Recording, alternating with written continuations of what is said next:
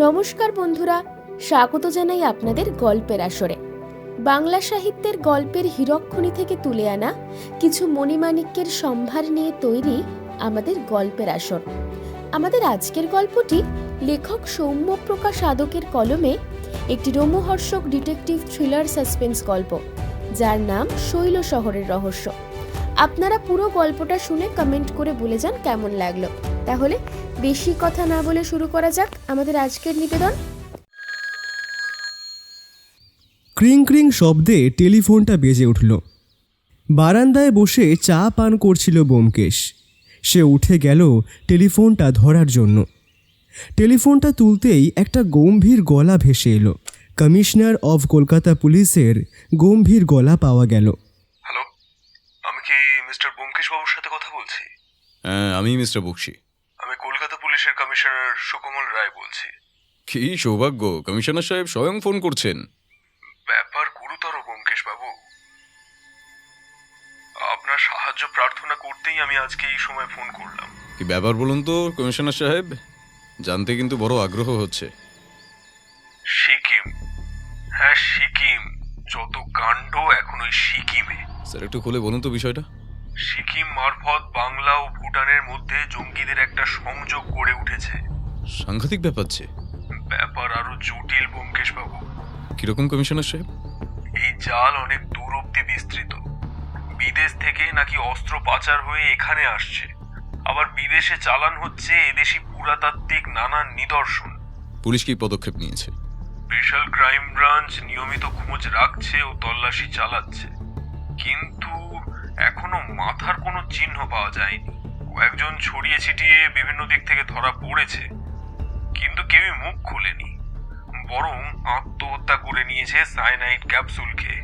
ব্যাপারটা তাহলে বেশ জটিল, কিন্তু এখানে আমার ভূমিকা ঠিক কি? এবার আসি আসল কথায়। হ্যাঁ বলুন স্যার।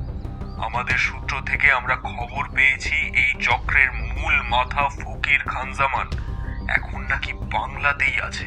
সর্বনাশ, বাংলাতে? সে এখন রয়েছে বাংলা সিকিম সীমান্ত অঞ্চলে, কিন্তু সে কোথায় তা জানা নেই এখন। পুলিশ অনেক তল্লাশি চালাচ্ছে, তবুও কোনো হদিশ নেই। এরই মধ্যে আবার আর একটা ব্যাপার হয়েছে। কি হয়েছে?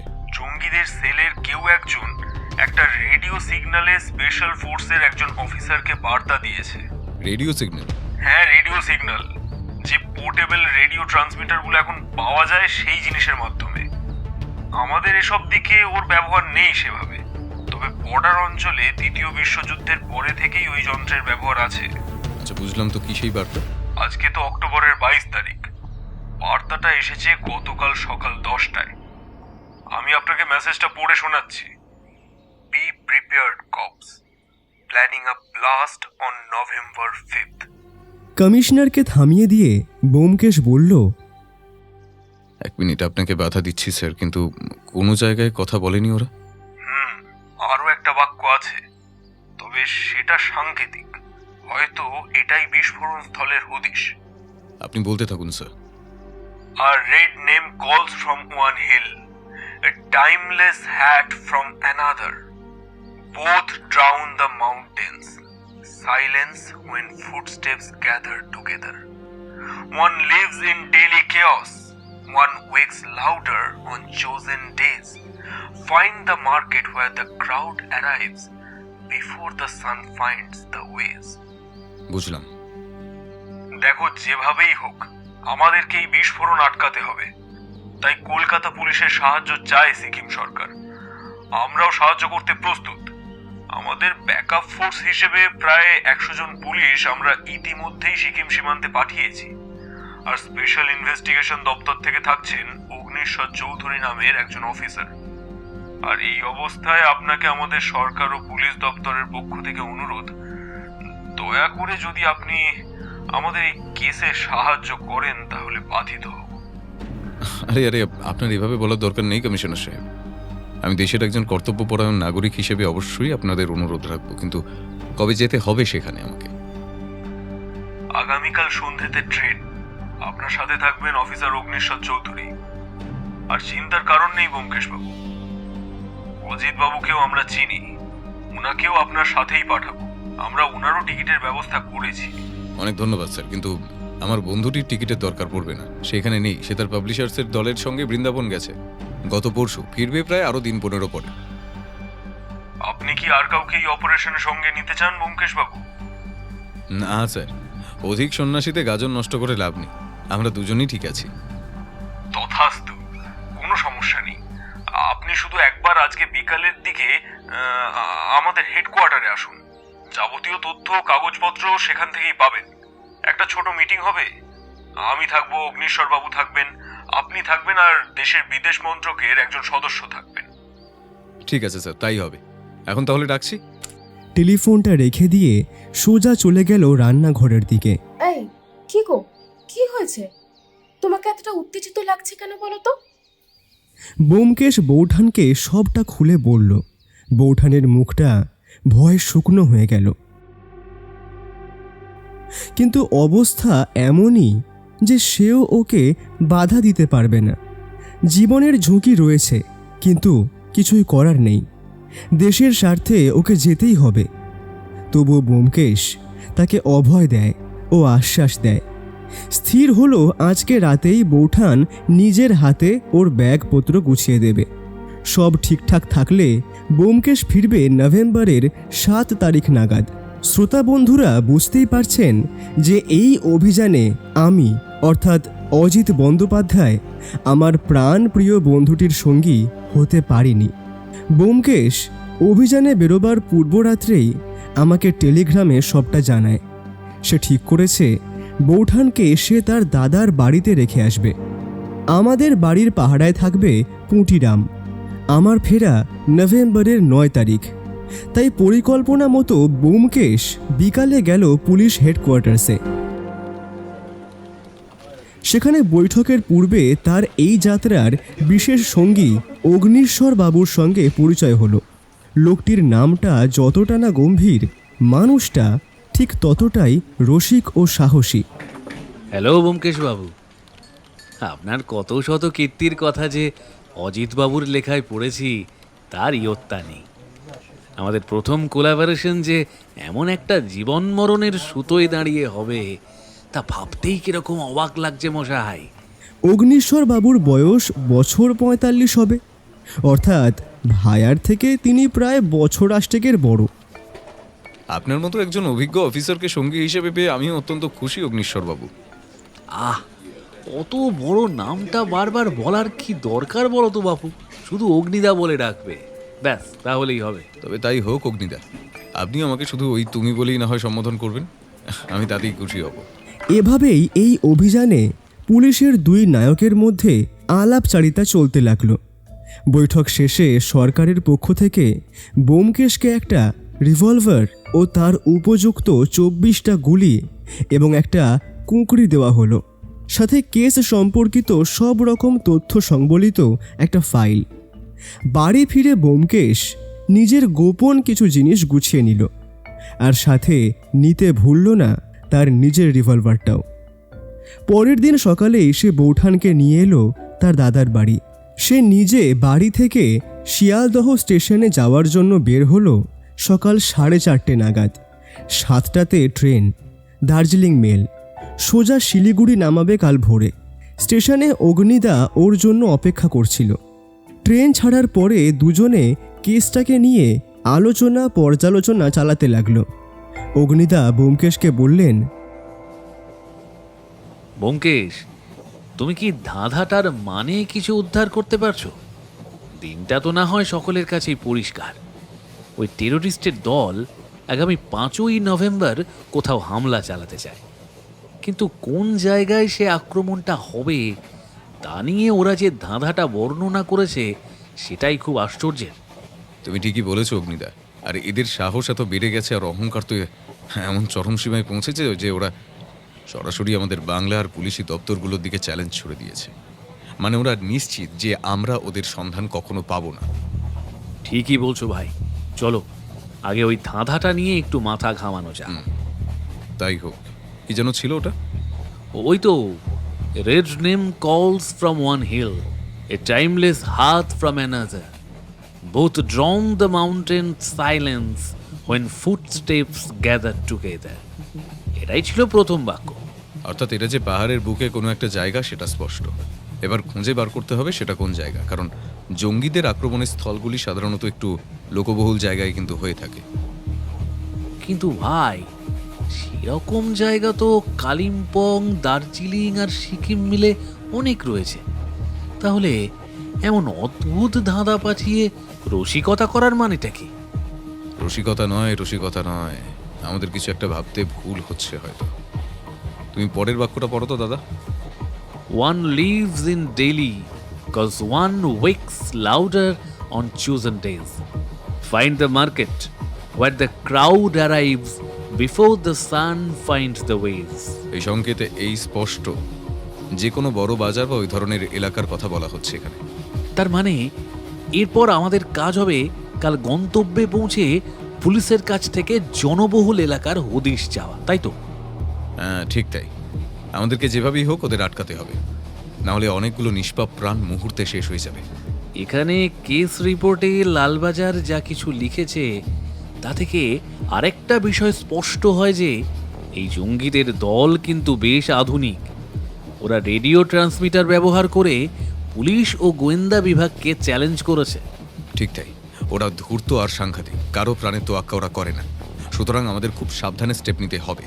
আমাদের পরিচয় কি পুলিশের লোক হিসেবেই হবে? না, একদম নয় দাদা। আমরা পুলিশের লোক জানলে বিপদ বাড়বে, বই কমবে না। তাই আমরা দুজন নেহাতি পর্যটক। আমার নাম হবে অনিল আর তুমি হলে গিয়ে অমল। দুজন পর্যটক নেহাতি ভ্রমণে এসেছি। এই ছলেই আমাদের কিন্তু কাজ করতে হবে। তাহলে অপারেশন স্টার্ট।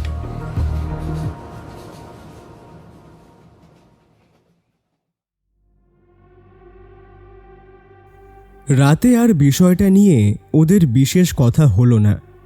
খাওয়া দাওয়া শেষে অগ্নিশ্বরদা শুয়ে পড়লেন। ব্যোমকেশ ঘুমালো না।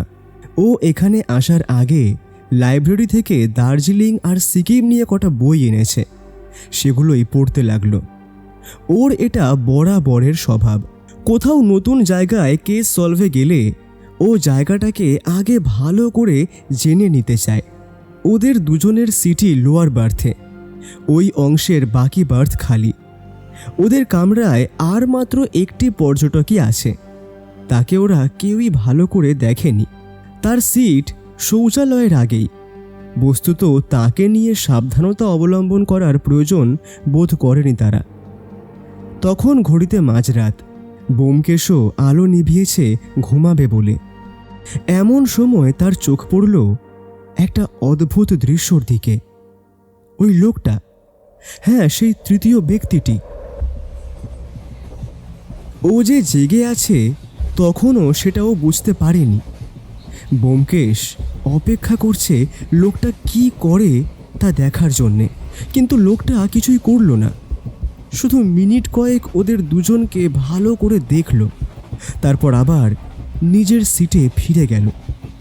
ব্যোমকেশের সন্দেহ হলো লোকটা কে, কিন্তু সে কিছুই করল না। তখন চুপচাপ মরার মতো ঘুমের ভান করে শুয়ে রইল। যদিও লোকটা আর এলো না সেই রাত্রে। কিন্তু সকালে উঠে 5টা নাগাদ ও দেখল লোকটা নেমে গিয়েছে। কোথায় যে নামলো তা জানা নেই। সে আর এই নিয়ে তেমন মাথা ঘামালো না।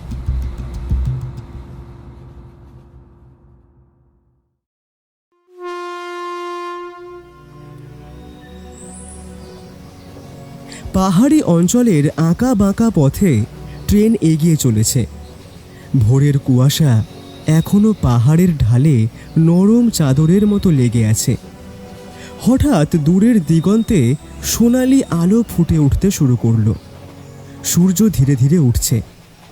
ট্রেনের জানালা দিয়ে দেখা যায় পাহাড়ের চূড়াগুলো সূর্যের প্রথম আলোয় যেন আগুনের রঙে রাঙা হয়ে উঠেছে। বাতাসে এক ধরনের শীতল সতেজতা, আর চারপাশে পাখিদের মৃদু ডাক। চলন্ত ট্রেনের তাল আর উদীয়মান সূর্যের আলো মিলে মিশে তৈরি করছে এক অপার্থিব শান্তি।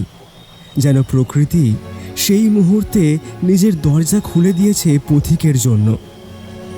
অগ্নিশ্বরদার ঘুম ভাঙল আরও আধ ঘন্টা বাদে। ওরা দুজন কফির কৌটো থেকে কফি বের করে ওদের সঙ্গে থাকা ছোট হিটারে জল চাপানো। এবার আর ঘন্টা দুয়েক, এর মধ্যেই ট্রেন ঢুকবে স্টেশনে। কথা আছে সেখানে একটি গাড়ি ওদের জন্য অপেক্ষা করবে। পুলিশের গাড়ি নয়, সাধারণ গাড়ি। সেটা করেই তারা প্রথমে যাবে দার্জিলিং, আর পরের প্ল্যান অফ অ্যাকশন ওখানেই ঠিক হবে। দাদা স্টেশন এসে গেছে, চলুন নামতে হবে। হ্যাঁ হ্যাঁ, চলো চলো, নামা যাক ভাই। আগে স্টেশনের পাশে একটা ভালো দোকান দেখে গরম চা খেতে হবে, তাহলে গাটা কিরকম ম্যাজ ম্যাজ করছে। তা যা বলেছো, চলো সামনে এগোই।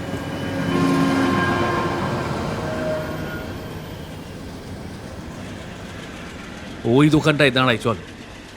ওই যে ওইটা বেশ ভালো বলেই মনে হচ্ছে। ওরা দুজন হাঁটা লাগালো চায়ের দোকানটার দিকে। ভাই 2 কাপ চা, বেশ কড়া করে আদা দিয়ে চা করো তো। ওরা বেঞ্চটায় বসলো। আরও কয়েকজন ওখানে আগে থেকেই রয়েছে। তাদের মধ্যে 2-1জনকে দেখে বোঝা যায় তারা নিছক পর্যটক, কিন্তু আর 2-3 জন স্থানীয় লোক। ব্যোমকেশ চোখ বন্ধ করে বসেছিল।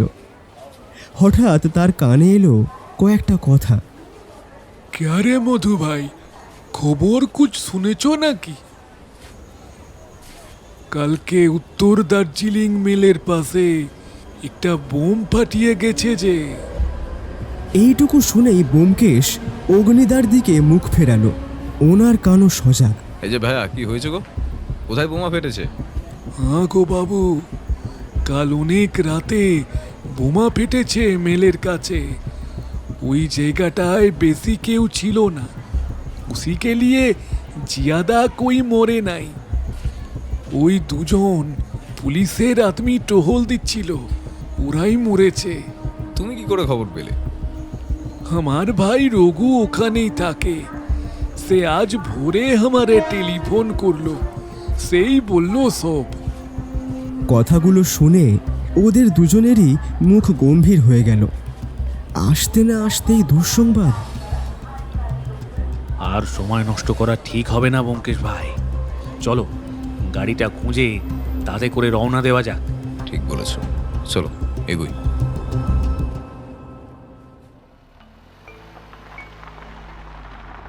গাড়িটা খুঁজে পেতে সমস্যা হলো না। ড্রাইভারের নাম পবন মাহাতো, উড়িয়া, তবে বাংলা ভালোই বোঝে। সে জানে ওরা কারা আর কেন আসছে। ও পুলিশেরই ড্রাইভার, শুধু গাড়িটা সাধারণ ভাড়া করা গাড়ি। কথা বলে জানা গেল ও এই বিস্ফোরণ নিয়ে জানে না কিছুই। গাড়ি এগোতে লাগলো। 8টায় গাড়ি স্টার্ট হয়েছে। শিলিগুড়ি থেকে দার্জিলিংয়ের পথে গাড়ি উঠতে শুরু করতেই পাহাড়ি রাস্তার স্বভাবসুলভ নীরব সৌন্দর্য চোখে পড়ে। 2 ধারের ঘন সবুজে ছাওয়া বনানী হঠাৎ হঠাৎ ফাঁকা করে দেওয়ায় দূরের নীলচে পাহাড়গুলো দেখা যায়। রাস্তা আঁকা বাঁকা, একদিকে গভীর খাদ, অন্যদিকে সুউচ্চ ঢাল, যার গায়ে লেগে থাকা মেঘ যেন হাত বাড়ালেই ছুঁয়ে ফেলা যায়। মাঝে মধ্যে ছোট জলধারার কলকল শব্দ ভেসে আসে, আর চায়ের বাগানগুলোর সারি সাজানো সবুজ ঢেউয়ের মতো এগিয়ে চলে অনেক দূর পর্যন্ত। পাহাড়ি ঠান্ডা হাওয়া কাঁচের জানালায় আঘাত করে সতেজ অনুভূতি এনে দেয়। পথের ধারে ছড়িয়ে থাকা ছোট ছোট দোকানে গরম চায়ের গন্ধ যেন পথিককে থামতে ডাক দেয়। দূরে টয় ট্রেনের হুইসেল ভেসে আসে, পাহাড়ি নীরবতাকে আরও মনোরম করে তোলে। পুরো পরিবেশটা এক শান্ত মায়াময় স্বপ্নে ভরা যাত্রার অনুভূতি এনে দেয়। কিন্তু গাড়ির যাত্রীদের সেদিকে ভ্রুক্ষেপ নেই। ওদের মাথায় তখন অন্য চিন্তা ঘুরছে। হঠাৎ দেখা গেল একটা জটলা, জনাকুড়ি লোকের ভিড়। ওদের আগের কয়েকটা গাড়িও দাঁড়িয়ে গিয়েছে। কি হলো আবার? কি হলো বলো তো ভাই ব্যোমকেশ? কিছু একটা ঘোরালো ব্যাপার বলেই মনে হচ্ছে। এই যে পবন, একবার গিয়ে দেখো তো কি হয়েছে। ড্রাইভার পবন মাহাতো সঙ্গে সঙ্গে গাড়ি থেকে নেমে সেই ঘটনাস্থলের দিকে অগ্রসর হলো। ব্যোমকেশের মনে তখন দানা বাঁধছে সন্দেহের অন্ধকার। ঠিক তখনই একটা অবাঙালি লোক ওদের গাড়ির কাছে এসে দাঁড়ালো। বলল, भैया जी गाड़ी घुमा लीजिए, आगे रास्ता बंद है। কি হয়েছে বলুন তো? আপনারা বুঝি বাঙালি আদমি আছেন? হ্যাঁ, আপনি? আমি বাঙালি নই দাদা ভাইরা, আমার দেশ গুজরাট, ধর্মেন্দ্র আগরওয়াল। নমস্কার আগরওয়ালজি, আপনি তো বেশ ভালো বাংলা বলেন দেখছি। তা ওই একটু একটু পারি বটে। আজ 15 সাল এখানেই আছি, বাংলা তো জানতেই হবে দাদা। তা আপনাদের নাম দাম কি আছে বাবুরা? আমি অনিল চৌধুরী, আর উনি আমার দাদা অমল রায়। বাবা, তা এখানে কি ঘুরতে নাকি? হ্যাঁ আগরওয়ালজি, দার্জিলিং, কালিম্পং, সিকিম একটু ঘুরে প্রকৃতির বুকে আর সময় কাটানো আর কি। বাবা, বেশ বেশ বেশ। অগ্নিশ্বরদার এই খেজুরে আলাপ ভালো লাগছিল না, তাই তিনি এবার মাঝখানেই কথা বললেন। আচ্ছা, ওই জায়গাটায় হয়েছেটা কি? ওহো, দেখেন দেখেন দেখেন, আপনাদের আসল জবাবটাই তো দিতে ভুলিয়ে গিয়েছি। ওখানে একটা লাশ মিলেছে, পাহাড় থেকে লাফ মেরে আত্মহত্যা করিয়েছে। এসব এখানে আকচার হয় বাবুরা, পুলিশ এসেছে, ওসব ওরাই খুঁজছে। বলেন কি, ব্যাপার যে সাংঘাতিক। না না, সেরম কিছু নয়, এ তো এখানকার রোজকার অনিল বাবু। আপনি কি এখানেই কোথাও থাকেন নাকি? আমার ঘর কিছুটা দূরে, এখানে আমার নার্সারি আছে, ওখানেই যাচ্ছিলুম। আমার বাড়ি মেলের থেকে প্রায় আধ ঘন্টা হবে, কিন্তু নার্সারিটা মেলের কাছেই। এখন গাড়ি ঘুরিয়ে ওখানেই যাব, আপনারা চলেন না, ওখান দিয়েই তো মেল। আমাদের হোটেলে না হয় উঠবেন? না দাদা, আমাদের হোটেল বুক করা আছে, আপনার নার্সারি না হয় একদিন ঘুরে আসা যাবে। চলো ব্যোমকেশ, একবার ওখানটা দেখে আসি। ততক্ষণে ধর্মেন্দ্রজি চলে গিয়েছেন। ব্যোমকেশ আর অগ্নিশ্বরদা নেমে দাঁড়ালেন, হেঁটে এগিয়ে গেলেন সেই জটলার দিকে।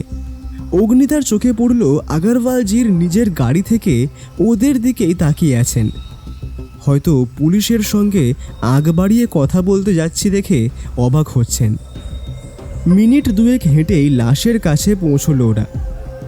এই যে ব্যোমকেশ, অফিসারের কাঁকে উর্দিতে কি নাম লেখা আছে দেখছো? বিষয়টা আমার চোখ এড়ায়নি। ওনার নাম ইমরান হোসেন। এনার সঙ্গেই আমাদের দেখা করতে হতো দার্জিলিং পৌঁছে। লালবাজার থেকে তো তেমনটাই বলা হয়েছে। উনি আমাদের প্রাথমিক তদন্তে সাহায্য করবেন। চলো, ওকে ডাকি আমরা। না দাদা, চলো একটু অপেক্ষা করি, লাশটা দেখি, ভালো করে পর্যবেক্ষণ দরকার। আর অফিসার যেন কাকে কি একটা নিয়ে ধমকাচ্ছেন ওদিকে। ব্যোমকেশ ও অগ্নিশ্বরদা লাশটা ভালো করে নিরীক্ষণ করতে লাগলো। ভিকটিম একজন পুরুষ, বয়স 50-এর ঘরে, মাথা ফেটে গিয়েছে, কাঁচা রক্ত তখনও গড়াচ্ছে, হাতেও নানা জায়গায় ক্ষত, সম্ভবত অনেক উঁচু থেকে গড়িয়ে পড়েছেন। অগ্নিদা লাশ দেখতে দেখতে যেই না একবার হাত দিতে যাবেন পেটের কাছে, অমনি একটা জোরালো গলায় হুঙ্কার শোনা গেল। এই এই কে কে আপনি? করছেন কি এখানে? আর আপনার সাথে উনি কে? লাশে হাত দিচ্ছেন কেন? কি চাই? ইমরান বাবুর দাবড়ানি খেয়ে অগ্নিদা থমকে গেলেন একটু। ব্যোমকেশ শান্ত, নির্বিকার অথচ গম্ভীর। সে ইশারায় ইন্সপেক্টর হোসেনকে একদিকে আলাদা করে ডাকল আর বলল, ইমরান হোসেন তাই তো? হ্যাঁ, কিন্তু আপনি? আমি একজন সত্যান্বেষী, আর উনি পুলিশ অফিসার অগ্নিশ্বর চৌধুরী। আমরা লালবাজারের স্পেশাল ডিপার্টমেন্ট থেকে আসছি। হয়তো আর একটু বাদেই আপনার সঙ্গে আমাদের দেখা হতো, কিন্তু যাই হোক, এখন সেটা একটা অবাঞ্ছিত পরিস্থিতিতে হচ্ছে। আরে আগে বলবেন তো মশাই, আপনি সেই বিখ্যাত ব্যোমকেশ বক্সী। যাক, আর চিন্তা নেই, পাহাড়ের রানীর বিপদ এবার কাটবে তাহলে। ইন্সপেক্টর হোসেন, এখন এসব না হয় থাক, এখানে ঘটনাটা কি হয়েছে সেটাই বলুন। ব্যাপার সেরকম কিছু নয় ব্যোমকেশ বাবু। এই লোকটা পাহাড় থেকে লাফ মেরে আত্মহত্যা করেছে। এটা পাহাড়ে প্রায়ই হয়ে থাকে। আপনি কাকে ধমকাচ্ছিলেন দেখলাম যে? ওহ, ওই ছোকরাটা, ওর নাম রাহুল শেরপা। লাশের হাত থেকে সোনার চেন খুলে নিচ্ছিল, তখন ধরা পড়েছে। তাই এখন ছাড়া পেতে ধানাই পানাই। আপনারা এখানে অপেক্ষা করুন, আমি লাশ চালান দেওয়ার পর ব্যবস্থা করে আসি। দাঁড়ান হোসেন সাহেব, এটা আত্মহত্যা নয়, খুন। হোয়াট? মার্ডার? কিন্তু আপনি বুঝছেন কি করে? একটু ভালো করে লক্ষ্য করলে আপনিও টের পেতেন হোসেন সাহেব। লাশের পেটের কাছটা দেখুন, কেমন রক্তাক্ত হয়ে আছে, সম্ভবত ছুরির আঘাত। আর আঘাত হানার পর লাশকে জামা পরানোর চেষ্টা হয়েছে, অর্থাৎ অন্যত্র খুন করে এখানে ধাক্কা দিয়ে ফেলে গেছে আসামি। ব্যোমকেশের কথা শুনে ইমরান হোসেনেরও চোখ কপালে উঠল। তিনি পুলিশ অফিসার, কিন্তু এটা লক্ষ্য করলেন না কেন? আপনাকে নিয়ে যা শুনেছিলাম তা প্রকৃতই সত্য ব্যোমকেশবাবু। Hats off your observation and dedication power. আমি এখনই লাশ পোস্টমর্টমে দিচ্ছি। দাঁড়ান, লাশের পকেট ঘেটে দেখেছেন? না, এখনো দেখা হয়নি। দাঁড়াও, আমি দেখছি। এই বলে উনি হাঁটু গেড়ে বসে উনি লাশের পকেটে সন্তর্পণে নিজের হাতটা চালান করে হাতড়াতে লাগলেন। একটা মানি ব্যাগ বেরোলো, সেটায় ছিল প্রায় 300 টাকা আর কিছু কয়েন। সঙ্গে পাওয়া গেল একটা নেম কার্ড, জয়চাঁদ রায়, পেশায় ব্যারিস্টার। আর শেষে বেরোলো একটা সাদা প্যাড পেপার, তাতে অর্ডার লেখা রুম নাম্বার 28-এর জন্য 2 রুমালি রুটি আর কষা মাংস। আর ওইগুলোর দাম ছাড়া কাগজে আর কিছুর উল্লেখ নেই।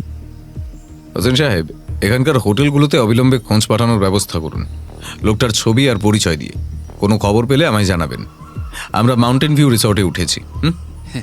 ব্যোমকেশ, তোমার কি মনে হচ্ছে না যে তুমি মূল বিষয় থেকে সরে যাচ্ছ?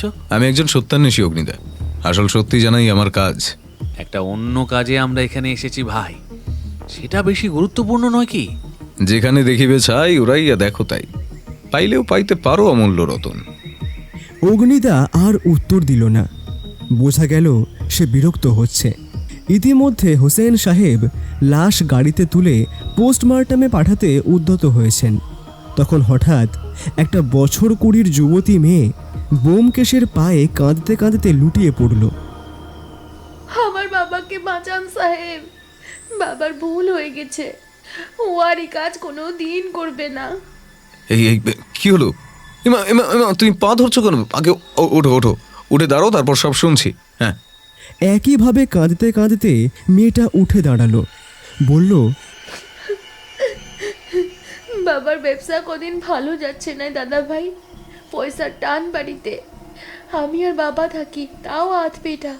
তাই লোভে পড়ে ওইটা চুরি করতে চেয়েছিল বাবা। এ গলতি আর সে কোনো দিন করবে না গো দাদা বাবুরা। সে না হয় হলো, কিন্তু তুমি আমায় বলছো কেন এই কথা? আপনি বললে বড় বাবু ঠিক শুনবেন গো দাদা। একবার তো বলেন না, আমার বাবাটাকে ছেড়ে দেবার লাগে একটি বার বলেন। ব্যোমকেশ একটু চিন্তা করলো, তারপর বলল, ঠিক আছে, আমি বলছি, কিন্তু তার বদলে তোমার বাবাকে আমাদের কিন্তু একটু সাহায্য করতে হবে। রাজি তো? হ্যাঁ দাদা, রাজি আছি। আপনি শুধু আমার বাবাকে ফিরায় দেন। তখন হোসেন সাহেবের তোড়জোড় প্রায় শেষ। ব্যোমকেশের এক কথায় উনি রাহুলকে ছেড়ে দিলেন, আর মাথা ঘামালেন না। রাহুল শেরপার বয়স 45-এর কাছাকাছি। সে ব্যোমকেশকে চোখে জল নিয়ে কৃতজ্ঞতা জানিয়ে ক্ষমা চাইতে এলে ব্যোমকেশ ওকে মাউন্টেন ভিউ হোটেলে দেখা করতে বলে বিকালে। ব্যোমকেশদের গাড়ি আবার যাত্রা শুরু করলো। মাত্র মিনিট 20-র মধ্যেই ওরা হোটেলে পৌঁছলো। এখন বিশ্রাম চাই, বিকেলে উঠে বাকি কাজ হবে।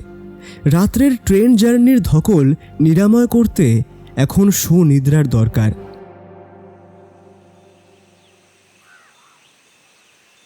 বিকালবেলা 5টার সময় ঘুম থেকে উঠে ওরা সবে বেরোবার তোড়জোড় করছে, এমন সময় ওদের হোটেলের বাইরে এসে উপস্থিত হলো রাহুল শেরপা। সে আগেই ব্যোমকেশকে দেখে গদগদ কণ্ঠে বলল, স্যার, আপনি আমারে বাঁচাইছেন স্যার। আপনাকে কি বলে ধন্যবাদ দেব আমি জানে না স্যার। ঠিক আছে রাহুল শেরপা, তবে এমন কাজ আর কখনো করো না কিন্তু। যাকে আমার কথা শোনো তো দেখি। বলেন স্যার, কি দরকার বলেন। তোমাকে একটা কাজ দেবো আমি, আমাকে সেটাই সাহায্য করবে তো? আপনি আমার রক্ষক সাহেব, আপ যা বলবেন আমি করতে রাজি আছি সাহেব। কালকে এখানে একটা বিস্ফোরণ হয়েছে, তা তুমি জানো? হ্যাঁ সাহেব, শুনেছি 2জন পুলিশ মরেছে। এই বিস্ফোরণ কারা করিয়েছে জানো? না সাহেব, আমরা গরিব মানুষ আছি, ওসব জানবো কেমন করে। তা বেশ, কিন্তু এবার তোমার কাজটা শোনো। এই এলাকায়, অর্থাৎ ম্যাল আর তার আশেপাশের এলাকাগুলোতে তুমি কি সবাইকে চেনো? হ্যাঁ সাহেব, তা চিনি। আজ প্রায় 25 সাল এখানে আছি, সব অলিগলি জানি। বাহ, এটাই আমার দরকার ছিল। তোমাকে এই এলাকায় নজর রাখতে হবে। সব কিছু ভালো করে শোনো, কোনো কিছু যদি অস্বাভাবিক দেখো তখনই আমায় জানাবে, বুঝলে? কিন্তু আমার যে দোকান আছে সাহেব। রাহুল শেরপা একটু দ্বিধায় পড়ল।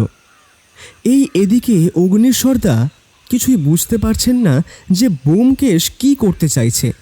তিনি অধৈর্য হয়ে বললেন, এই তোমার মতলবটা কি বলো তো ভাই? দেখোই না কি হয়। আমি জানি তুমি হয়তো আমার কাজের ধরনের সঙ্গে পরিচিত নও, কিন্তু আমার কাজ আমি এ পথেই চালাবো। আশা করি এবারেও তাতে ফল হবে। একটু ধৈর্য ধরো। ঠিক আছে, তবে তাই। এক টিম থেকে তো আর পৃথক কাজ হয় না। তবে হ্যাঁ, একটু নজর রেখো যাতে আমরা আমাদের ভাবনার কেন্দ্র থেকে বিচ্যুত না হই। মাথায় থাকবে। বেশ কিছুক্ষণ ভাবনা চিন্তা করে রাহুল শেরপা ব্যোমকেশের প্রস্তাবে রাজি হলো। সঙ্গে সঙ্গে ব্যোমকেশ ওকে 200 টাকা হাতে গুঁজে দিল। রাহুল শেরপা মহা খুশি।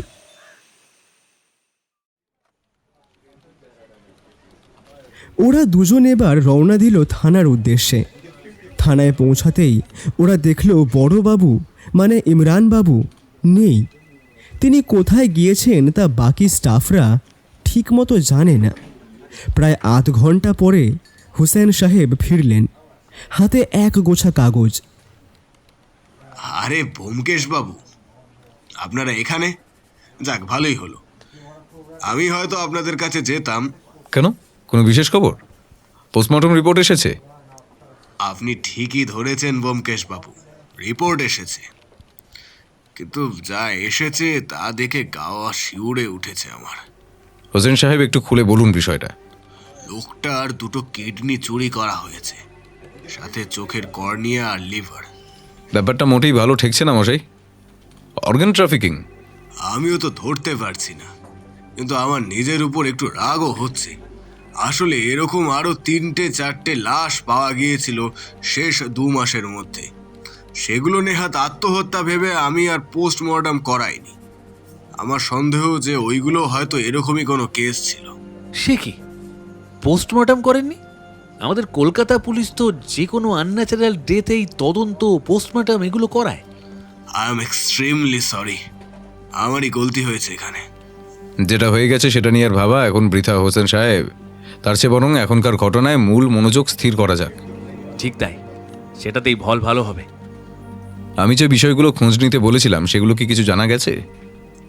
হ্যাঁ, তবে সেগুলো খুব একটা ফলপ্রসূ নয়। একটু বিস্তারে বললে ভালো হয়। আসলে এই ম্যাল অঞ্চলে কিংবা তার সংলগ্ন প্রায় 2 কিমি ব্যাসার্ধর অঞ্চল মিলিয়ে মোট 45টা হোটেল বা থাকার জায়গা, কিন্তু তার মধ্যে 8টা জায়গাতেই রুম নম্বর 28 আছে। তবে কোনো হোটেলে জয়চাঁদ রায় বলে কেউ গত কয়েক সপ্তাহের মধ্যে আসেনি। আর এমনকি একটা হোটেল, কি যেন নাম, ওই হিল টপ সেরেনিটি, ওখানে তো শেষ 2-3 দিনের মধ্যে কোনো বুকিংই নেই। ব্যোমকেশ গম্ভীর হয়ে গেল। ও বুঝতে পারছে কিছু একটা অসামঞ্জস্য রয়েছে, কিন্তু সেটা ঠিক কি তাও ধরতে পারছে না। কিছুক্ষণ চুপ হয়ে থেকে ব্যোমকেশ বলল, আচ্ছা হোসেন সাহেব, ভালো কথা, যে ধাঁধাটা আপনি পেয়েছেন জঙ্গি দলটার কাছ থেকে সেটার কোনো সমাধান হয়েছে? না ব্যোমকেশ বাবু, নো ক্লু।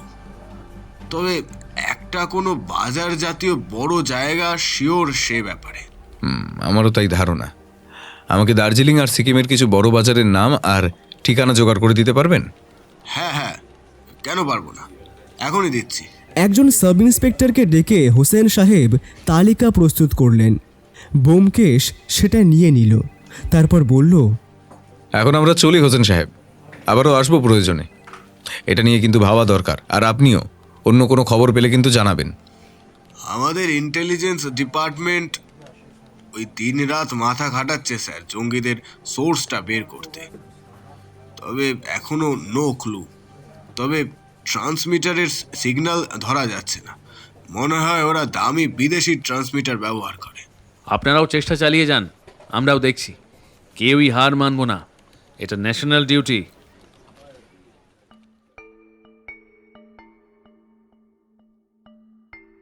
এই বলে থানা থেকে বেরিয়ে প্রয়োজনীয় কিছু কেনাকাটা সেরে ওরা বাড়ি ফিরল। এরপর থেকে 3-4টে দিন কোনো বিশেষ ঘটনা ঘটল না। ব্যোমকেশ আর অগ্নিদা নিরন্তর মাথা খাটাচ্ছে হামলার জায়গাটা বের করতে। এর মধ্যে রাহুল শেরপাও আর আসেনি। নতুন কোনো খবর নেই হয়তো। ইতিমধ্যে ব্যোমকেশ খবর নিয়েছে সেই বিস্ফোরণটার ব্যাপারে। ওই বিস্ফোরণ যেটা ঘটেছিল ওরা যেদিন এলো সেদিন সকালে। পুলিশ বুঝেছে ওটা RDX দিয়ে ঘটানো হয়েছে। জঙ্গিদের দলটা যে মারাত্মক আর নৃশংস তাতে কোনো সন্দেহ নেই, কিন্তু ওরা পরের মারাত্মক পরিকল্পনাটা কোথায় তৈরি করছে তা জানা নেই। ভাই ব্যোমকেশ, আজকে তো 28 তারিখ হয়ে গেল, কিন্তু আমরা তো কিছুই কিনারা করতে পারছি না। এখনো তো মাথায় কিছু আসছে না দাদা, অপেক্ষা ছাড়া গতি নেই। আচ্ছা, পুলিশকে যদি সর্বত্র চিরুনি তল্লাশি করতে বলা হয়? তাতে লাভ নেই, খড়ের গাদায় খোঁজ খোঁজার মতো ব্যাপার। তাহলে এখন উপায় কি? শুধু মাথা খাটানো, আর কিছুই না। ও হ্যাঁ, রাহুল শেরপা কিছু খবর এনে দেয় কিনা তাতেও চোখ রাখা দরকার। ঠিক।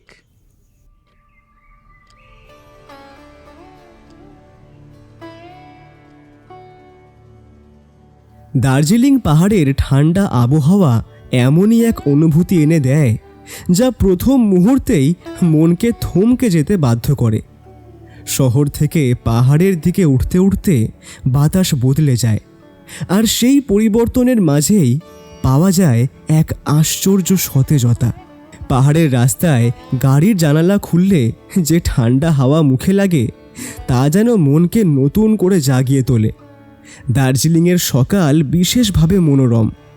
ভোরের নরম আলো যখন ধীরে ধীরে পাহাড়ের চূড়ায় পড়ে, দূরে কাঞ্চনজঙ্ঘা সোনালি আভায় আলোকিত হয়ে ওঠে, সেই দৃশ্য একবার দেখলে মনে গেঁথে থাকে অনেক দিন। পাহাড় জুড়ে ছড়িয়ে থাকা চা বাগান দার্জিলিংয়ের পরিবেশকে করে তোলে আরও প্রাণবন্ত। সবুজ গাছের মধ্য দিয়ে হাওয়া বয়ে গেলে যে হালকা গন্ধ ভেসে আসে তা ঠান্ডা পরিবেশের সঙ্গে মিশে এক অপূর্ব শান্তি সৃষ্টি করে। দিনের বেলায় কখনো সূর্য উঁকি দেয়, আবার হঠাৎই ঘন মেঘ নেমে এসে পুরো পাহাড় ঢেকে দেয়।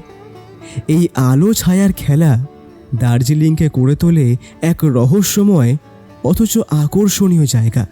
যখন বিকেলে কুয়াশা ধীরে ধীরে রাস্তায় নেমে আসে, তখন শহর যেন নরম সাদা চাদরে ঢেকে যায়।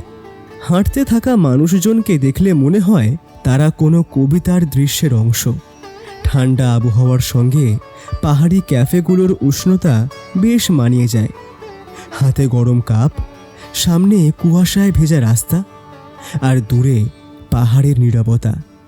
এই অনুভূতির তুলনা হয় না। সন্ধ্যা নামলে দার্জিলিংয়ের নীরবতা আরও গভীর হয়, কিন্তু তার মধ্যেও আছে এক অদ্ভুত প্রশান্তি। রাতের আঁধারে পাহাড়ের আলো দূর থেকে দেখলে মনে হয় যেন আকাশে ছড়িয়ে থাকা তারার মতো ঝিলমিল করছে। দার্জিলিংয়ের ঠান্ডা আবহাওয়া তাই শুধু প্রকৃতির বৈশিষ্ট্যই নয়, এটি এমন এক অনুভূতি যা মানুষের মনকে কোমল, শান্ত ও প্রফুল্ল করে তোলে।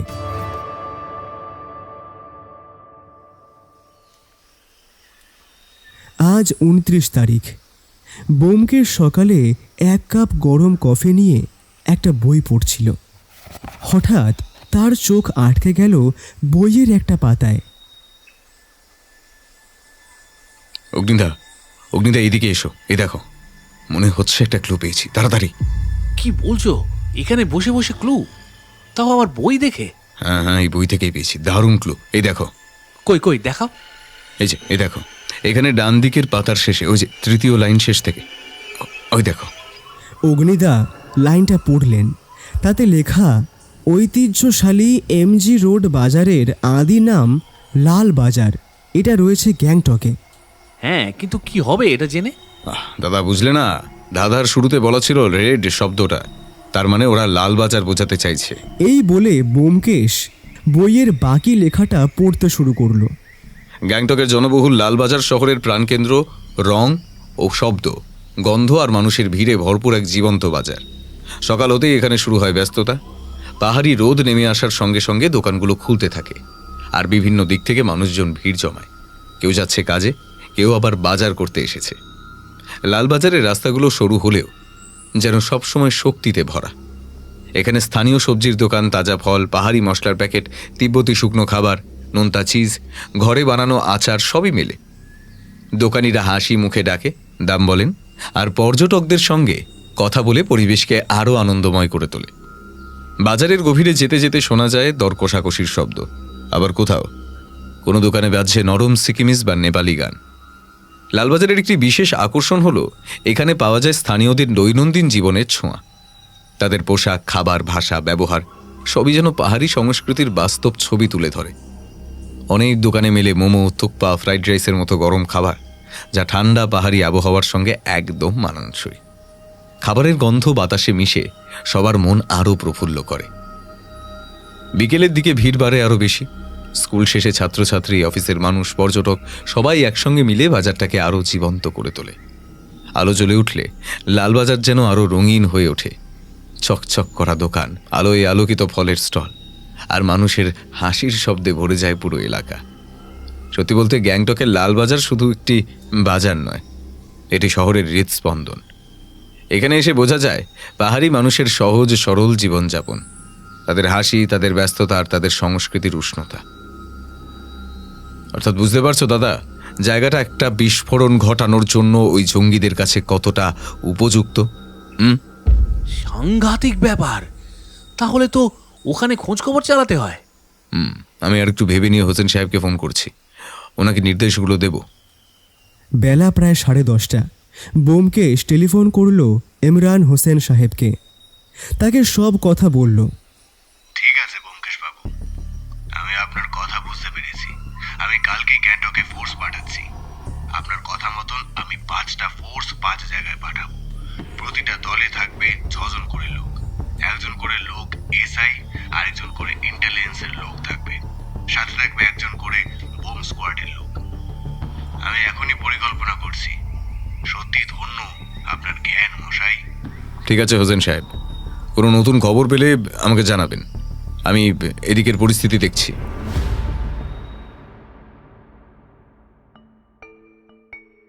দুপুরের খাওয়া দাওয়া সেরে অগ্নিদা আর ব্যোমকেশ একটু ঘুরতে বেরোলো। জায়গাটার শোভাটা উপভোগ করা দরকার।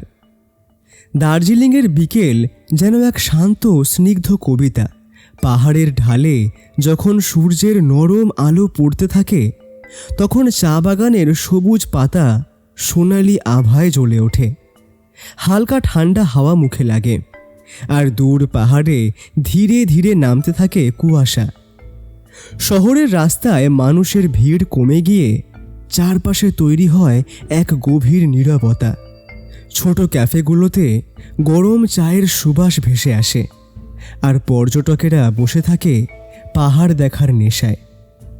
এই বিকেলবেলা প্রকৃতিকে করে তোলে স্বপ্নময় এবং শান্ত, যেন সময় কিছুক্ষণের জন্য থেমে আছে। বুঝলে ব্যোমকেশ, আজকে যেন পাহাড়ের রানী দার্জিলিংকে একটু বেশিই সুন্দর লাগছে। কিন্তু সেই শান্ত দার্জিলিং আজ অস্থিরতায় ভরা। পাহাড়ের নীরব শহরে নাকি জঙ্গিদের নোংরা নজর পড়েছে। সৃষ্টি হয়েছে ভয় আর অনিশ্চয়তার আবহ। কিছু এলাকায় অচেনা লোকের যাতায়াত নিয়ে সন্দেহ তৈরি হয়েছে স্থানীয়দের মনে। হঠাৎ হঠাৎ বিস্ফোরণের শব্দ শহরের শান্তিকে ভেঙে দিচ্ছে। মানুষ ছুটে যাচ্ছে নিরাপদ আশ্রয়ের দিকে। দোকানপাট আগে ভাগে বন্ধ হচ্ছে, রাস্তায় নেমেছে নিরাপত্তা বাহিনী। পর্যটকেরা অনেকেই আতঙ্কে হোটেলেই আটকে থাকছে। পাহাড়ের স্বপ্নময় সৌন্দর্যের সঙ্গে ভয় মিশে তৈরি হয়েছে এক অদ্ভুত অস্বস্তি, যেখানে প্রকৃতি শান্ত কিন্তু মানুষের মন অশান্ত। যেন রানী আজ অসহায়, আর আমাদের কাজ রানীকে মুক্তি দেওয়া।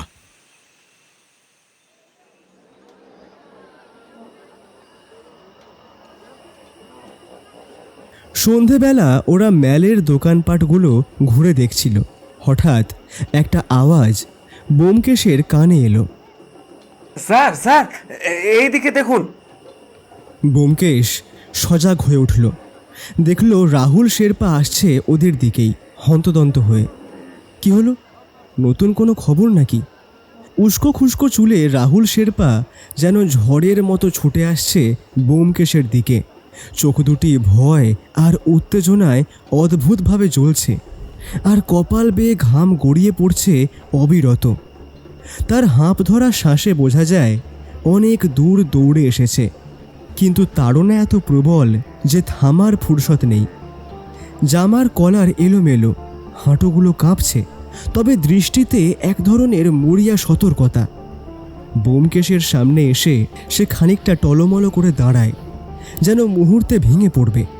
তার কাঁপা কণ্ঠ, দ্রুত দৌড় আর অগোছালো চেহারা মিলিয়ে তৈরি হয়েছে ভয়, বিপদ আর রহস্যে ভরা এক উত্তেজনাপূর্ণ দৃশ্য। কি হলো রাহুল শেরপা, কোনো খবর? ভয়ানক ব্যাপার স্যার, খুব খুব ভয়ানক আছে। ওরা ওরা সব খতম করে ফেলবে। শান্ত হও শেরপা, শান্ত হও। বলো কি হয়েছে? না স্যার, এখানে না, ওরা আমার পিছু করছে। আমি এখন পালাই গা। আপনারা কাল বিকালে একবারটে আমার চালায় আসেন, ওই যেখানে সেদিন লাশ পড়লো ওইখানেই।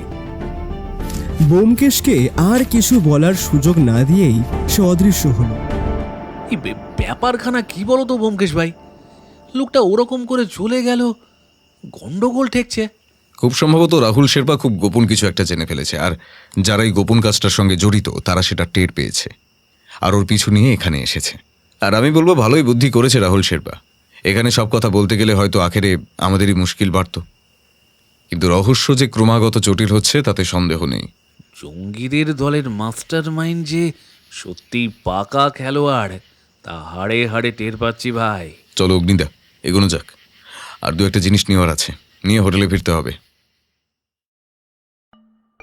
সেদিন রাতে কেস নিয়ে ওরা আর কোনো আলোচনা করল না। যে যার মতো কাজ করছে। এখন তারা গ্যাংটক থেকে খবর আসার অপেক্ষায়। ব্যোমকেশের দৃঢ় ধারণা ওই লালবাজার আর তার সংলগ্ন অঞ্চলেই বিস্ফোরকের হদিশ মিলবে। দার্জিলিং থেকে সিকিমের গ্যাংটক প্রায় 6 ঘন্টার পথ। তদন্ত দলগুলোর পৌঁছতে অনেকটা সময় লেগে যাবে। তার উপর রাস্তায় গাছ পড়া, মাটি ধসে যাওয়ার মতো ছোটোখাটো সমস্যা তো আছেই। খবর এলো পরের দিন দুপুরে। প্রায় দুপুর 2টো নাগাদ ব্যোমকেশদের হোটেলে টেলিফোন করলেন ইমরান হোসেন সাহেব। হ্যালো ব্যোমকেশ বাবু, গুড নিউজ আছে। আমাদের 5টা দলের মধ্যে দ্বিতীয় দল প্রায় 6 কেজি RDX বাজেয়াপ্ত করেছে লালবাজারের কাছে একটা বস্তির ঘর থেকে। বাহ, ভালো খবর শোনালেন স্যার। কিন্তু ওরা কি কাউকে গ্রেফতার করতে পেরেছে? নো ব্যোমকেশ বাবু, কেউ ছিল না ঘরটায়। অ্যারেস্ট কাউকেই করা যায়নি। বুঝলাম। আপনাদের সাফল্যকে কুর্নিশ জানাই, কিন্তু ওখানে নজরদারি কমাবেন না। আর সম্ভব হলে খোঁজ নেবার চেষ্টা করুন যে ওই ঘরটায় কে থাকতো বা কে আসা যাওয়া করে। তাকে ধরতে পারলেও কিন্তু মূল চক্রীর নাগালের কিছুটা কাছে পৌঁছানো সম্ভব। ঠিক আছে ব্যোমকেশ বাবু, তাই হবে। কিন্তু আপনার কি ধারণা এখানে আরো কিছু ঘটতে পারে? হোসেন সাহেব, ধারণাকে কেন্দ্র করে তদন্ত চালালে তা সঠিক নাও হতে পারে। আমি কথাটা বললাম কারণ সাবধানেরও মার নেই। আমরা ওখানে তদারকি যত করা রাখবো, জঙ্গিরা তত মুশকিলে পড়বে। আর পুলিশ যে ওদের বিস্ফোরক বাজেয়াপ্ত করেছে সে খবর নিশ্চয়ই ওরা পাবে বা এতক্ষণে পেয়ে গেছে। তাই ওদেরকে কখনোই লঘু করে আমরা কিন্তু দেখতে পারি না। ঠিক আছে ব্যোমকেশ বাবু, তাহলে এখন রাখলাম। ঠিক আছে হোসেন সাহেব। ব্যোমকেশ, তাহলে তো কাজ হয়েই গেল। এবার কি আমরা কলকাতায় ফিরবো? ব্যোমকেশ অগ্নিদার কথার কোনো উত্তর দিল না। সে কিছু একটা ভাবছে আর ক্রমেই চিন্তিত হয়ে উঠছে। কিন্তু ওর মাথায় যে কি চলছে তা অগ্নিদা বুঝতে পারলেন না। প্রায় মিনিট 20 মৌনব্রত রাখার পর ব্যোমকেশ বলল, না দাদা, এখনই ফিরলে চলবে না। আমার ধারণা আরও কিছু ঘটতে চলেছে, আর যা ঘটতে যাচ্ছে তা আমাদের পক্ষে সুখকর নয়। কি ঘটবে বলে মনে হচ্ছে তোমার? এখনও ঠিক জানি না দাদা, কিন্তু আমার মন বলছে পরিস্থিতি ভালো নয়। একবার দেখি বিকেলে আবার রাহুল শেরপা কি খবর দেয়।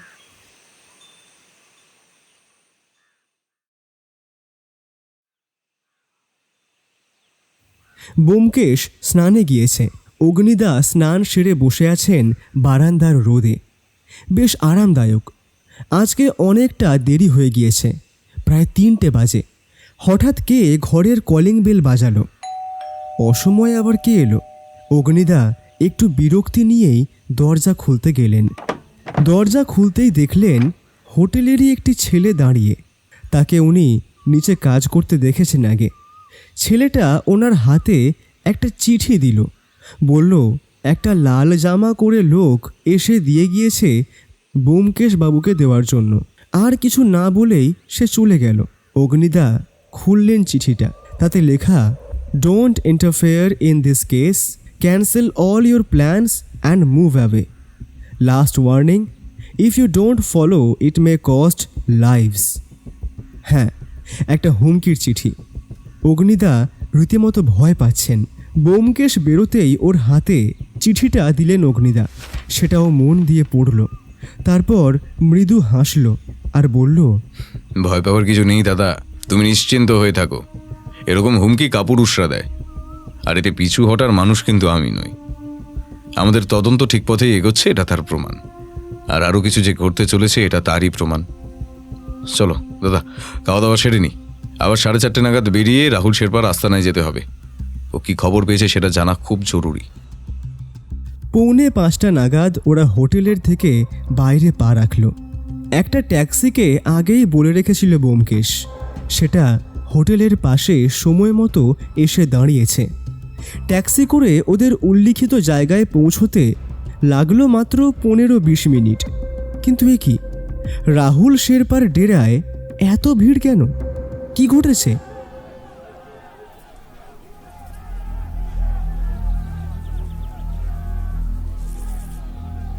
এই ব্যোমকেশ, ওখানে কি হয়েছে বলো তো? আমিও তো ঠিক ঠাউর করতে পারছি না দাদা। চলো গিয়ে দেখা যাক।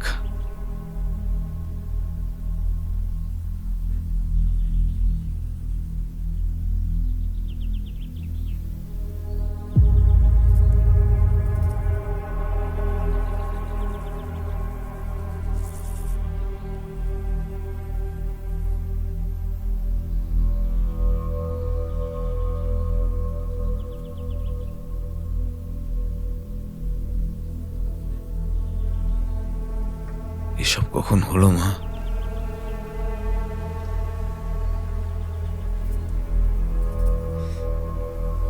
এই মিনিট 5 আগে সাহেব, ওরা এলো, বাবাকে গুলি মেরে দিল। আমি এবার কি করে গুজারা করব সাহেব? আমার জিন্দগিটাকে নরক বানাই দিল ওরা। যারা এই কাজ করলো তাদের তুমি চেনো? না সাহেব, চিনি না। ওরা একটা কালো গাড়ি করে এলো। সবার মুখটা তো দেখি, কালো কাপড়খানি দিয়ে ঢাকা আছে।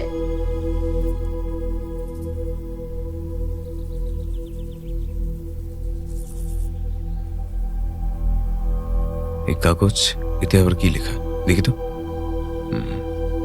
The final justice to the traitor, be careful Bakshi.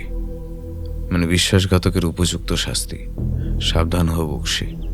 তাহলে কি এটা ওই জঙ্গি দলের কাজ? সে নিয়ে সন্দেহ নেই দাদা, কিন্তু খটকা হলো এখানে রাহুল শেরপাকে ওরা বিশ্বাসঘাতক বলছে কেন? সে কি এই দলের সঙ্গে যুক্ত ছিল? জটিল ব্যাপার। এই যে মামনি, তোমার দুঃখটা আমরা বুঝতে পারছি। তুমি নিজেকে একটু সামলাও। তোমার বাকি জীবন কাটাতে যাতে সমস্যা না হয় তার দায়িত্ব আমাদের। আফটার অল, তোমার বাবার মৃত্যুর জন্য আমরাও আংশিক দায়ী। উনি ঠিকই বলছেন মা, নিজেকে একটু সামলাও। আমাকে একটা কথা বলো তো, বলেন সাহেব। তোমার বাবার সঙ্গে কি কেউ বা কারা দেখা করতে আসতো? না, তেমনটা তো জানি না বাবু। তবে মাঝে মধ্যে রাতে একজন কেউ আইতো, ঘোড়ায় করে আইতো। আমি তার মুখ দেখি নাই। বাবা বলতো সে নাকি টাকা দেয় মাল পৌঁছে দেবার জন্যে। ঘোড়ায় করে আসতো? আচ্ছা, তোমার বাবা কি মাল পৌঁছে দিতেন? তা তো আমি জানি না বাবু। বাবাও কোনোদিন আমারে কয় নাই। কিন্তু আমার বাবাটা চলে গেল সাহেব।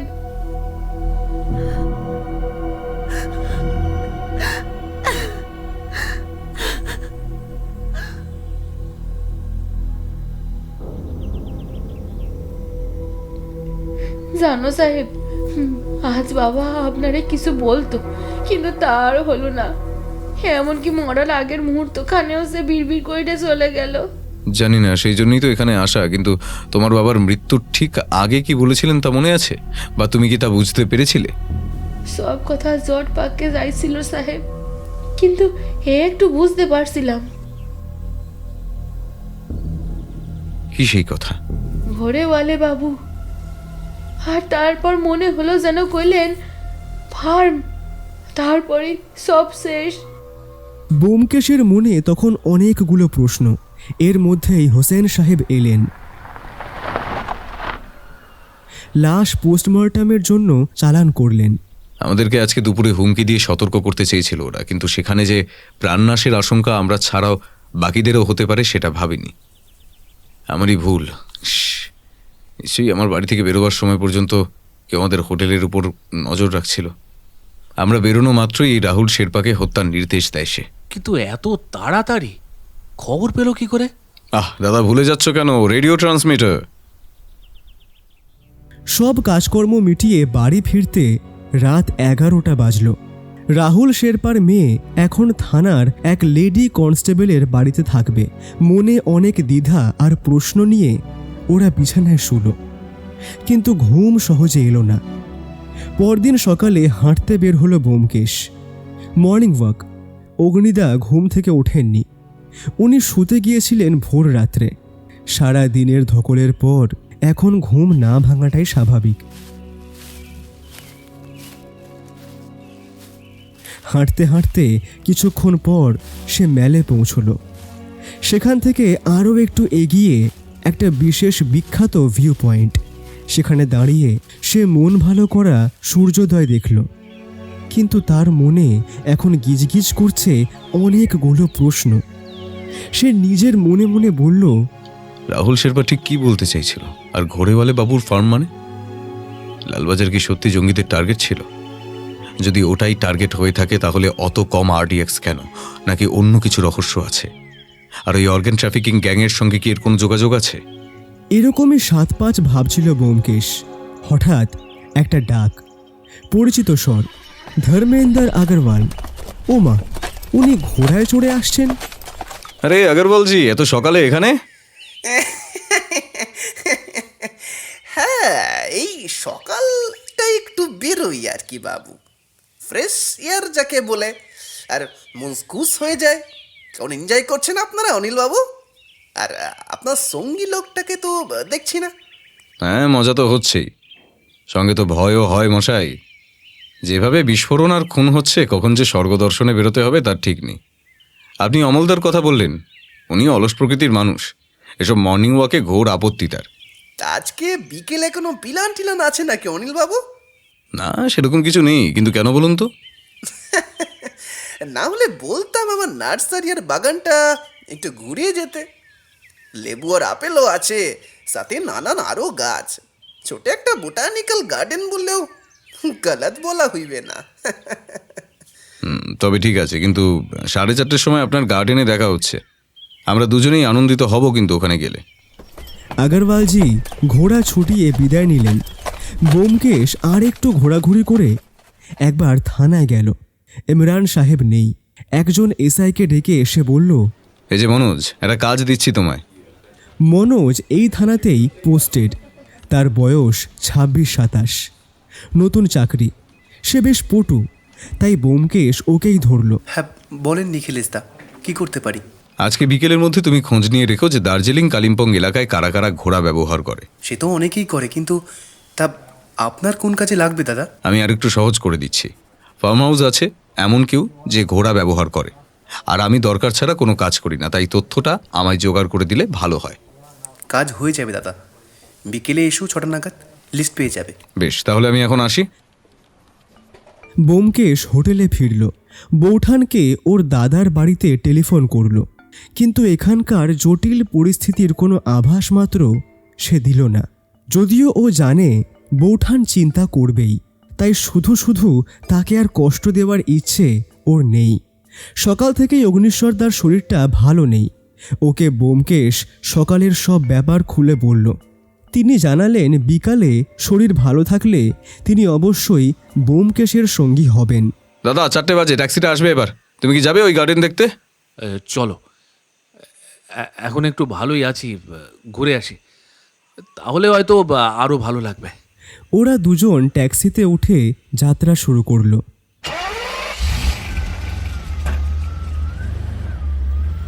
গন্তব্য হলো ধর্মেন্দ্র বাবুর গার্ডেন হাউস। নিজের গতিতেই ট্যাক্সি যাচ্ছিল। হঠাৎ ঘটে গেল একটা অবিশ্বাস্য ঘটনা। একটা গুলির শব্দ, আর তার সঙ্গে কাঁচ ভাঙার শব্দ। একটা গুলি ওদের ট্যাক্সির পিছনের দুই দিকের জানলার কাঁচ ভেদ করে বেরিয়ে গেল। ব্যোমকেশ আর অগ্নিদা দুজনেই সিটে হেলান দিয়েছিলেন বলে কোনো ক্ষতি হয়নি। কিন্তু কে আক্রমণ করলো? অগ্নিদা ভয়ে কাঠ। পুলিশ ইন্সপেক্টর হলেও প্রাণের ভয় তো সবারই আছে। ব্যোমকেশ কিন্তু প্রথমে একটু হকচকিয়ে গেলেও এখন আবার নির্বিকার। ট্যাক্সি থামল। ড্রাইভারও ভীত সন্ত্রস্ত। অগ্নিদাকে সামলে নিয়ে ওরা আবার গার্ডেনের দিকে রওনা দিল। হামলাটা প্রাণঘাতী ছিল, কিন্তু এই একটা হামলা ব্যোমকেশের মনের অন্ধকার অনেকটা পরিষ্কার করে দিয়েছে। অগ্নিদার শরীর এমনিই খারাপ, আর মানসিক অবস্থা এখন আরও দুরূহ।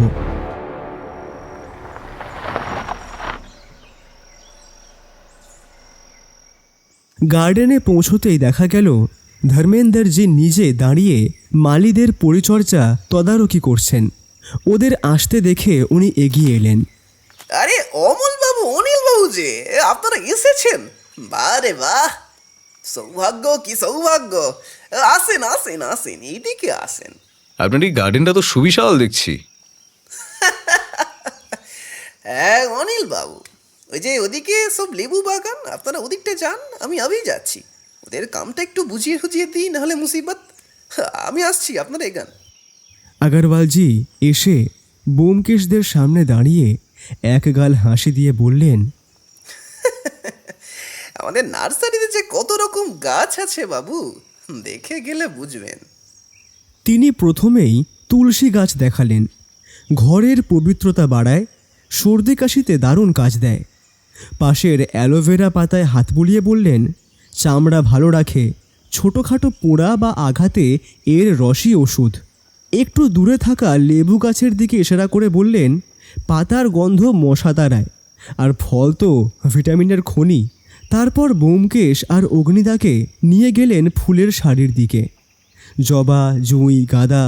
জবা চুলের জন্য ভালো, জুঁইয়ের গন্ধ মন শান্ত করে, আর গাঁদা আবার কীটপতঙ্গ দূরে রাখে। এগিয়ে গেলেই দেখা গেল অশ্বগন্ধা, ব্রাহ্মী, শতাবরী। এগুলো শরীর মন দুই চাঙ্গা রাখে। এরপর আগরওয়ালজি হাঁটতে হাঁটতে বললেন, এসো, এবার তুমি আমাদের বাগান দেখায়। ওরা তিনজন পৌঁছলেন লেবুর বাগানে। সারি সারি সবুজ ঝোপ, পাতায় হালকা ঝাঁঝালো সুবাস, কিন্তু শাখায় টকমিষ্টি লেবুর ঝুলন্ত হলুদ আভা। বাতাসে যেন এক সতেজতার জমাট। আর একটু এগিয়ে দেখা গেল আপেল বাগান। লম্বা সারি ধরে দাঁড়ানো গাছগুলোর ডালে টকটকে লাল ফল ঝলমল করছে। হাওয়া বইলে পাতার শব্দে মিশে আপেলের হালকা সুবাস। আগরওয়ালজির চোখে তখন গর্বের ঝিলিক। এই বাগানটাই আমার প্রাণ অনিল বাবু। অগ্নিদার মন থেকে সেই ঘটনার ছাপ এখনো মোছেনি। তার মুখ উদাস। তাকে দেখে এবার আগরওয়ালজি বললেন, আচ্ছা, অমল বাবুকে এত হতাশ দেখাচ্ছে কেন? আসলে আমাদের ফেরার সময় এগিয়ে আসছে। এই তো আছে 1 তারিখ, আমরা 2-3 দিন বাদেই ফিরবো, তাই একটু উদাস আর কি। তাই নাকি? আরে বাবু, এত উদাস হলে চলবে? Life is very short. Enjoy করেন, এনজয় করেন। এত উদাস হলে চলবে কেমন করে? আপনি তো ফায়ার মশাই। কি আমি ঠিক বলিনি মিস্টার অগ্নিশ্বর চৌধুরী? এবার ব্যোমকেশ দুজনেই বিস্মিত। এ কি করে আগরওয়ালজি ওদের আসল পরিচয় জানলেন? আমাকে ঝুট বলার দরকার ছিল না ট্রুথ হান্টার সাহেব। আমার সোর্স অনেক, আমি সব জানি। ব্যোমকেশ আর অগ্নিদা উভয়েই নীরব, কোনো কথা নেই। দুজনেই লক্ষ্য করল আগরওয়ালজির মুখে একটা বাঁকা হাসি। আমি জানি আপনারা কেন এসেছেন। দেখুন, কাজে সফল হন কিনা দেখুন। আগরওয়ালজি, আপনার গার্ডেন সত্যিই সুন্দর। যাই হোক, আজকে আমরা আসি। আসেন আসেন, আই হোপ আবার মুলাকাত হবে আমাদের, জরুর মুলাকাত হবে। গম্ভীর বিমর্ষ মুখ আর মনের মধ্যে অনেকগুলো ভাবনা নিয়ে ওরা দুজন আবার ট্যাক্সিতে বসল।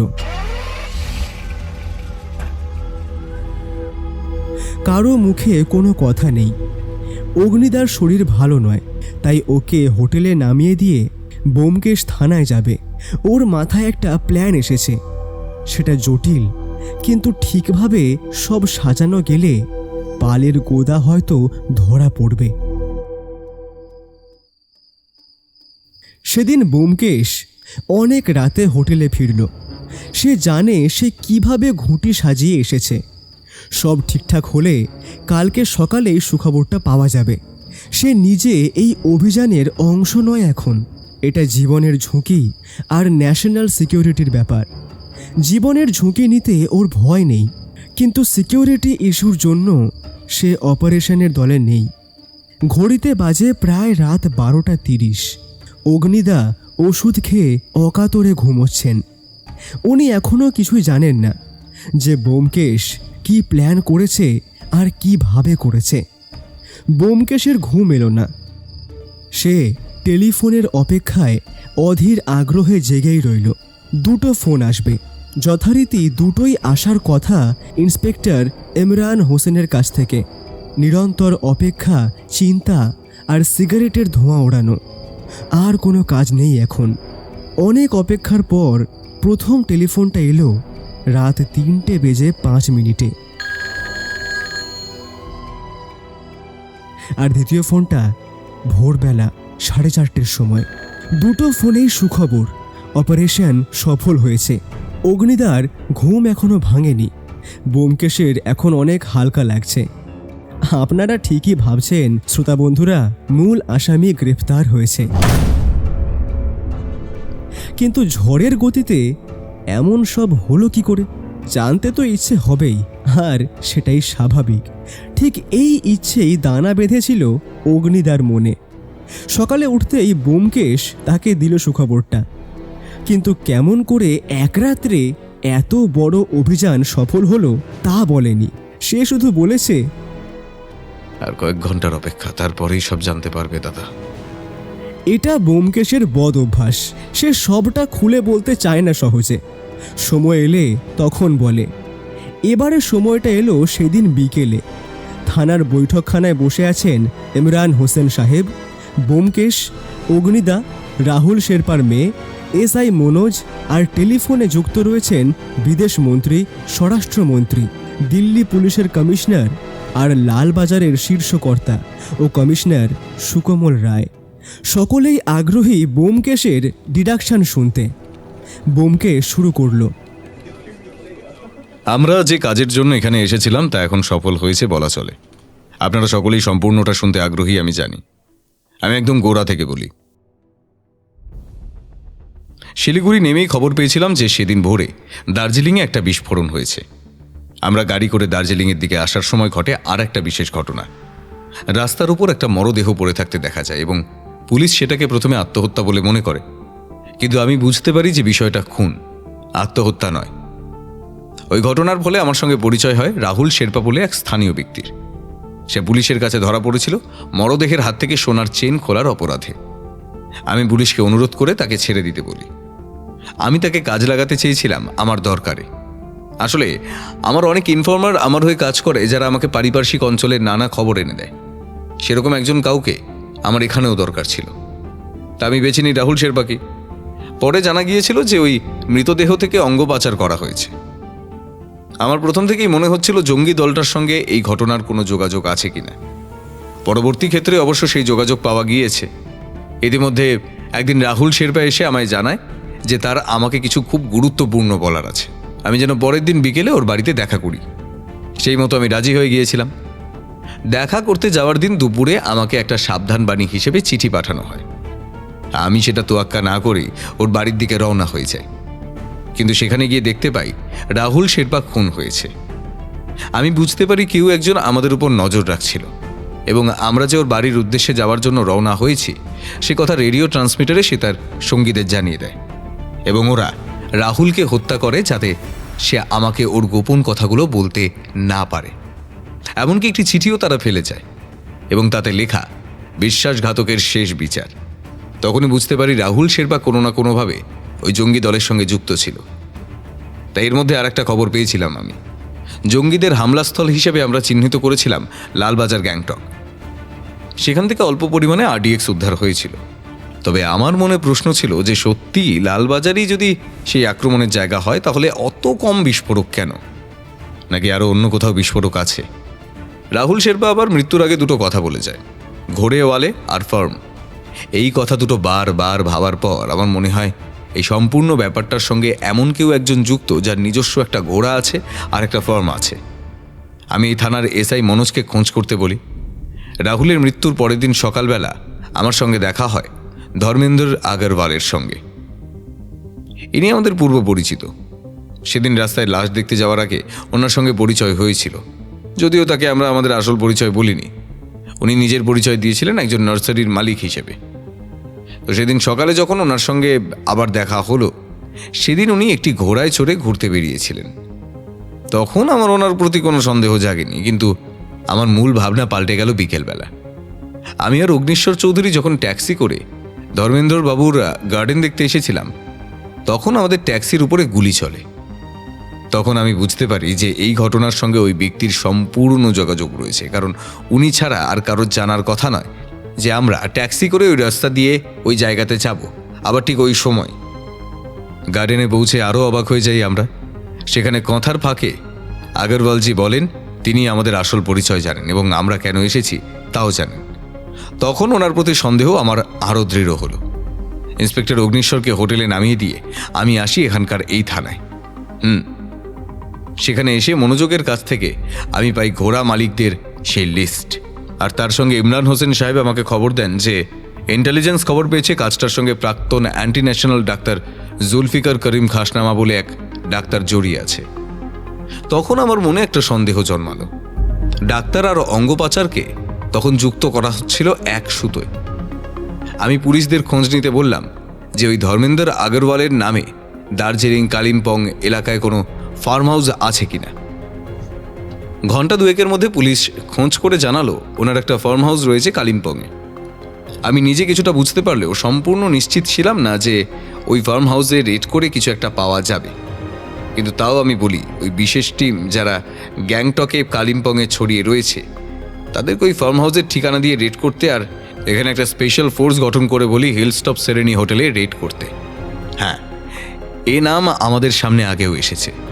28 বা তার বেশি সংখ্যক ঘর আছে এই হোটেল। খোঁজার সময় এই নামটা আমরা পাই, আর আশ্চর্যজনকভাবে এর মালিকও ধর্মেন্দ্র আগরওয়াল। পুলিশ রাত্রিবেলা 1:30 নাগাদ হঠাৎ ওই হোটেলে রেড করলে ধরা পড়েন ধর্মেন্দ্র আগরওয়াল।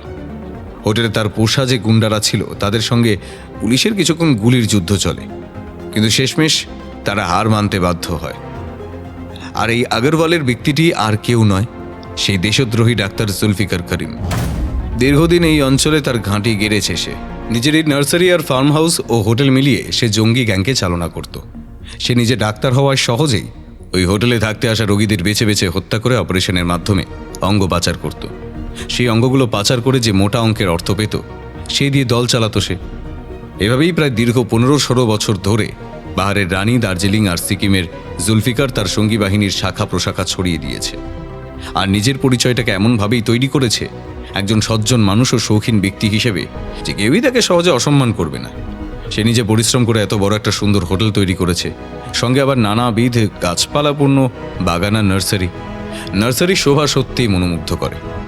কিন্তু এই সৌন্দর্যের মধ্যেই যে কোথাও একটা নোংরা চরিত্র লুকিয়েছিল সেটা খুঁজে বার করা সত্যি দুষ্কর কাজ ছিল। বরং আমি তো বলতে পারি দৈবাৎ এমন কিছু ঘটনা ঘটেছে যেগুলো আমায় এই জঙ্গিদের মাথার কাছে পৌঁছতে সাহায্য করেছে। ভাগ্য আমার সহায় না হলে কেসটা সমাধান করা এতটা সহজ হতো না। আর শেষমেশ আজকে ভোরে জুলফিকারের কালিম্পংয়ের ফার্ম হাউস থেকে বিপুল পরিমাণ বিস্ফোরক বন্দুক বোমা পাওয়া যায়। রাহুল কোনোভাবে সেই কথা জেনে ফেলেছিল, আর এই বিষয়টা সে আমাকে জানাতে চেয়েছিল। আমার যতদূর ধারণা শেরপা ওদেরকে নানান অঞ্চল নিয়ে তথ্য দিত আর খদ্দেরকে ওই হিলস্টপ সেরেনিটি হোটেলে পাঠাতো। তাছাড়া সে আর কোনো অপরাধের সঙ্গে যুক্ত ছিল না, আর এই কারণেই তাকে মরতে হলো।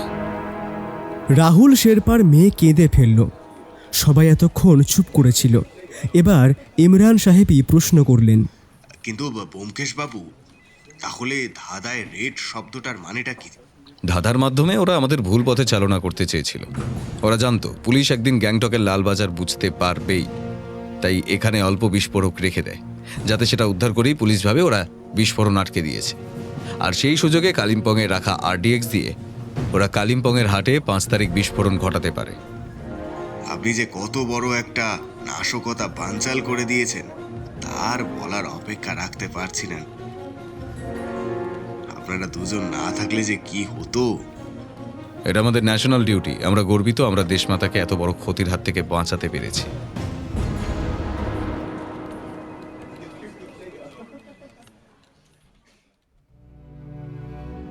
দার্জিলিংকে অবশেষে জঙ্গিদের হাত থেকে মুক্ত করা গিয়েছে, কিন্তু বিজয়ের পরের নিস্তব্ধতা যেন আরও ভারী।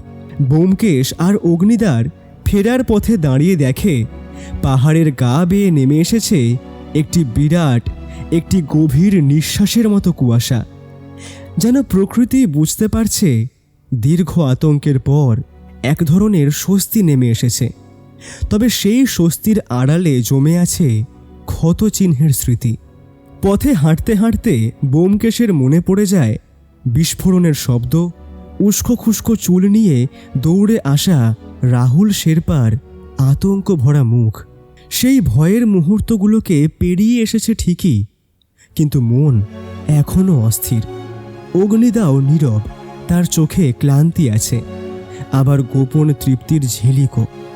দুজনেরই শরীর বাঁচলেও হৃদয়ে যে চাপটা জমেছিল সেটাই যেন এখন ধীরে ধীরে খুলে যাচ্ছে। পাহাড়ি বাতাসে এবার শান্তির গন্ধ। সদ্য ধোয়া মেঘের ফাঁক দিয়ে দিগন্তে দেখা যায় সোনালি আলো। চায়ের বাগানগুলো যেন নতুন করে প্রাণ ফিরে পেয়েছে।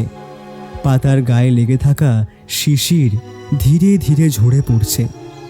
দূরে পাখিরা ডাকছে, যেন পাহাড় আবার নিজের ছন্দে ফিরছে।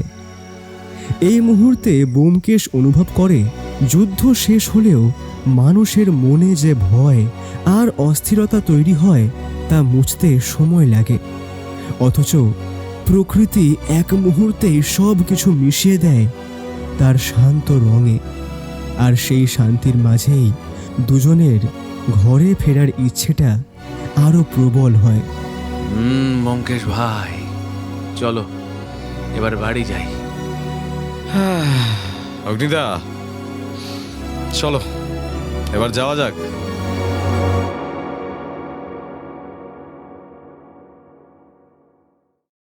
আজকের মতো আমাদের গল্পের আসর এখানেই শেষ হলো। আপনারা এতক্ষণ শুনছিলেন লেখক সৌম্যপ্রকাশ আদকের কলমে শৈল শহরের রহস্য। গল্পটা শুনে আপনাদের কেমন লাগলো এবং এই সিরিজের আরও গল্প শুনতে হলে কমেন্ট করতে হবে। আমরা আরও তাড়াতাড়ি এরকম অনেক গল্প আনবো, কথা দিলাম। গল্পটা আশা করি আপনাদের খুব ভালো লেগেছে, আর খুব বেশি ভালো লাগলে আমাদের গল্পের আসরকে সাবস্ক্রাইব করতে ভুলবেন না, কিন্তু না জোরাজুরি নেই, যদি ভালো লাগে তবেই। তাহলে সবাই খুব ভালো থাকবেন।